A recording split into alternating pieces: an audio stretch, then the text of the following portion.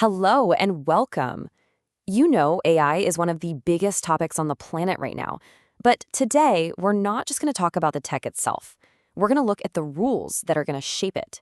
Let's try and demystify this whole world of AI regulation together. So let's start with the big question, right? This amazing technology is literally creating a new world right before our eyes. But that leaves us with a huge challenge.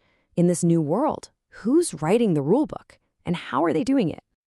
And really, at its heart, it all comes down to this. It's a balancing act. On one side, you have these incredible, world-changing benefits, and on the other, some very real, very serious risks. That tension is exactly why we need to have a smart conversation about regulation. To help us get a handle on all this, here's our game plan.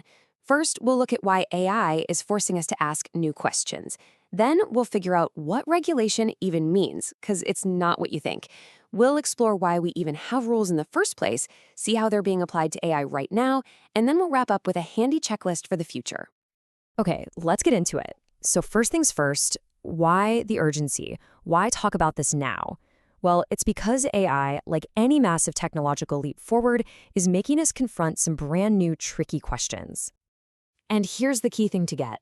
New tech opens up a whole new world of possibilities. It lets us do new things, build new kinds of relationships, and yeah, it creates new kinds of risks. The problem is, our existing rulebook, our laws and social norms, just wasn't designed for any of this, and that's the gap we have to fill. All right, so let's build on that. When I say the word regulation, what do you think of? Probably government, laws, rules, right? And you're not wrong, but that's just a tiny piece of a much, much bigger puzzle. So this is the classic textbook definition. It's the government making laws and using its power, the police, the courts, to make sure people follow them. Think speed limits or taxes. Pretty straightforward. But then there's this much broader view. This one says regulation is anything that controls or influences how we behave. We're talking about social pressure, what's cool and what's not. We're talking about market forces.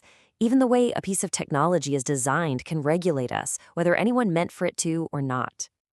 Let's make this super simple. Just think about smoking. Yeah, of course there are laws about age limits and where you can smoke, but what else is at play? There's social pressure from your friends, right?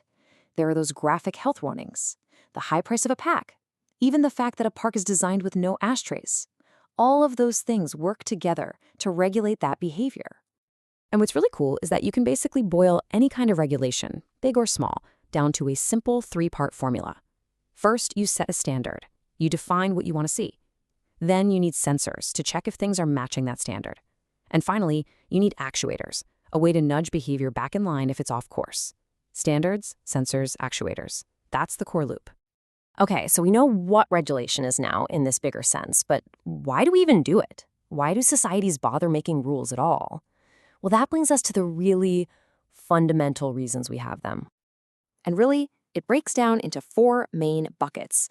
There are economic reasons, reasons tied to protecting our rights, reasons about safety and managing big risks, and finally, reasons about building trust so that new things can actually catch on.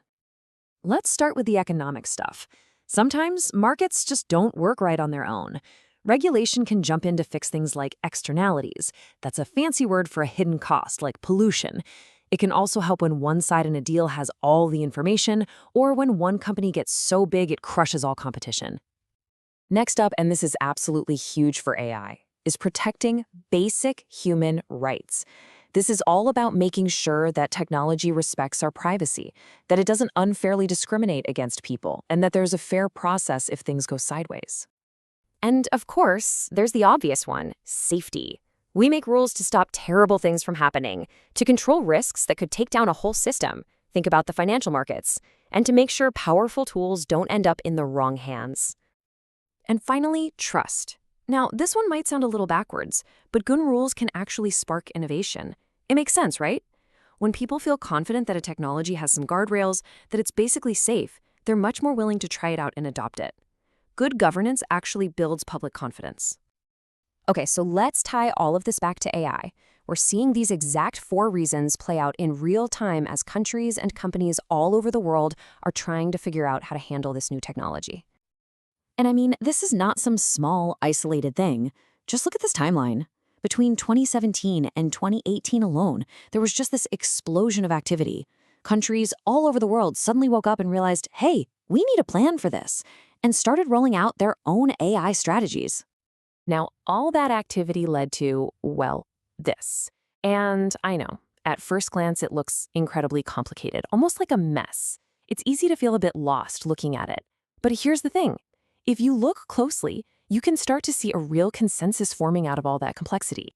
You see, we can actually boil that big, messy wheel down to a few core ideas that keep popping up everywhere. Things like protecting human choice and dignity, making sure someone is responsible and accountable, demanding that AI systems be explainable so we actually know why they make the decisions they do, and of course, making sure they promote equality, justice, and positive development for everyone.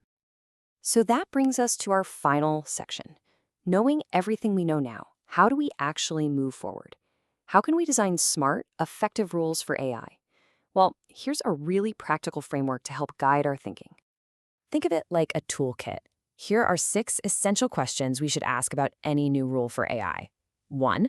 What exact behavior are we trying to change? 2. Who actually has the power to make that change? 3. Can we realistically even enforce this? 4.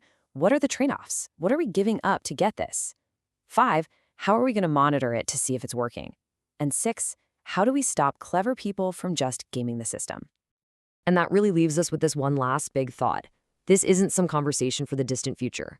The rulebook for AI is literally being written as we speak, by governments, by big tech companies, by all of us. So the real question we all have to ask ourselves is, what should our priorities be?